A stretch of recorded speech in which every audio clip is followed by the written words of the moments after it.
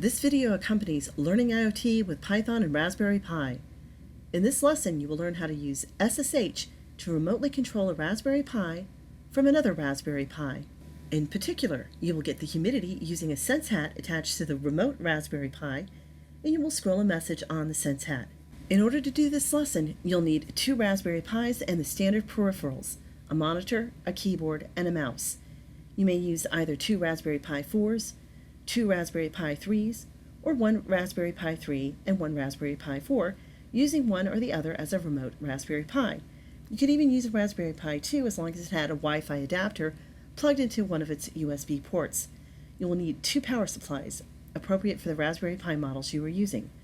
You will need an HDMI cable, a micro HDMI cable, or both. You need a micro HDMI cable to connect a monitor to the Raspberry Pi 4 and an HDMI cable to connect a monitor to the Raspberry Pi 3.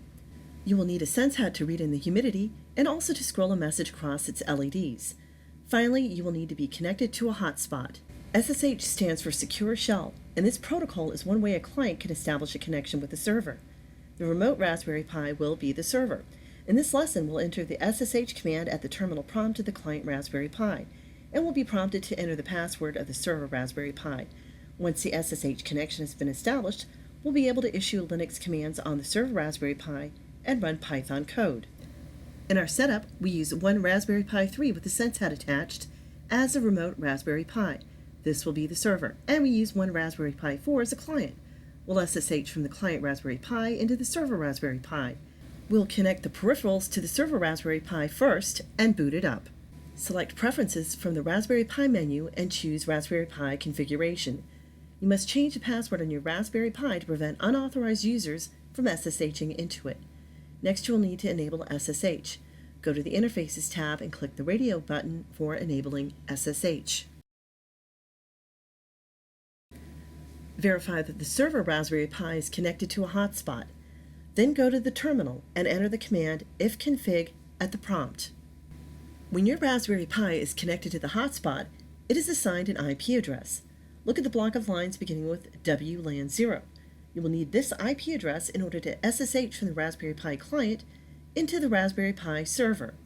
On our server Raspberry Pi, the IP address is 192.168.0.149.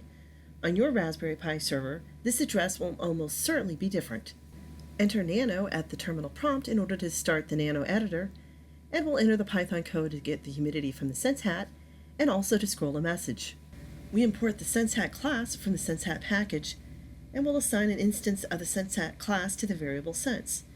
We call the getHumidity method on sense and assign the humidity to variable hum. We'll use a print function call to print out the humidity to the shell. Finally, we'll use the showMessage method to scroll Welcome to Learning IoT on the Sense Hat. We'll save this Python script as test_ssh.py. Press Ctrl-O to save the file. You do need to include the .py suffix when you save Python scripts using the Nano editor.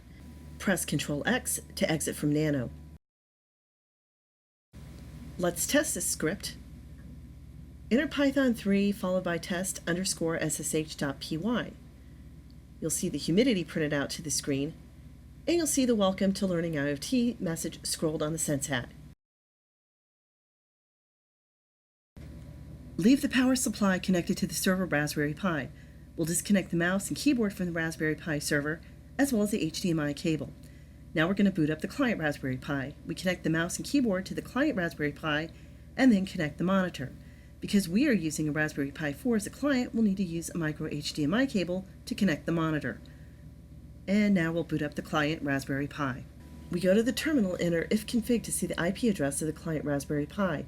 You don't need to know this IP address to establish a connection to the server Raspberry Pi. We just want to show that the client has been assigned a different IP address from the server. We'll log on to the server as a user Pi. To establish a connection to the server, we enter SSH followed by pi at remote IP address. You must use the IP address that appeared when you entered ifconfig in the terminal on your server Raspberry Pi. And then we enter the password of the user Pi. In order to run the test SSH Pi script on the server Raspberry Pi, we enter Python 3 followed by the name of the script. First, the humidity is read in from the Sense Hat, and then it's printed out. Immediately after the humidity is printed out, the message will be scrolled on the Sense Hat.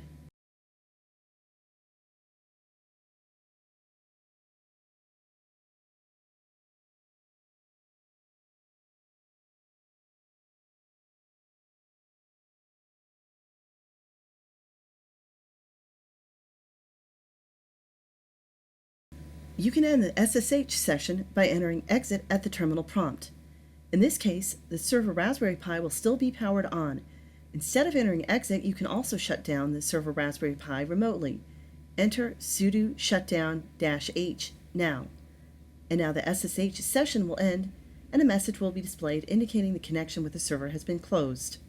You can find links to where you can purchase the Learning IoT with Python and Raspberry Pi textbook on the learningiot.net website.